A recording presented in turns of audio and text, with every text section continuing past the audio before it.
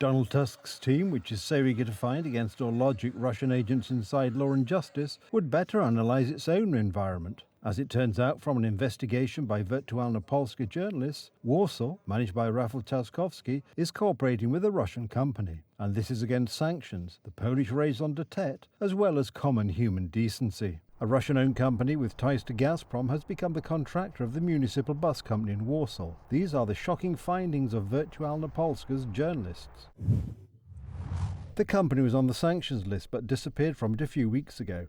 A business worth several hundred million zloty, the Russians sold for 3 zloty to Poles affiliated with it. The company in question is Cryogas M&T Poland, which was a subsidiary of Russian entities. As a result, the company was sanctioned by the Law and Justice government. As of the 11th of October 2024, the company changed its name to Omne Energia S.A. Managerial roles were assumed by Poles who had already worked at the company, so its alleged Polonization is a sham. However, the Deputy Minister of Internal Affairs and Administration, Czesław Mroczek, who removed the company from the sanctions list, fell for it, if, indeed, he did not have full knowledge beforehand. And although Warsaw's cooperation with this Russian entity has been going on since November, the mayor of the capital city found out about the case a few days ago. This information about the depot reached me a week ago. I will not hide the fact that I am very concerned about the whole situation. Perhaps if Rafał Trzaskowski had been in charge of Warsaw affairs and not pre-campaigning for the election, the matter would have turned out differently. And so all responsibility is thrown on the head of the Ministry of Internal Affairs and Administration, Tomasz Siemoniak.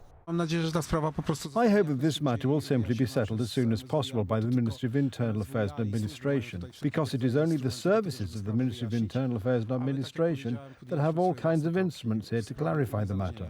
The Minister himself reports that the case is being handled by the Internal Security Agency, although the politician at the same time assures us that everything took place in accordance with the law. The Ministry of Internal Affairs and Administration, in its subsequent actions, first blocking the abolition of the sanction list here and then giving its approval, was guided by the law. This certainty is not shared by opposition politicians, who are loudly demanding an explanation of the situation, while Korean trams and Chinese buses are driving on Warsaw streets.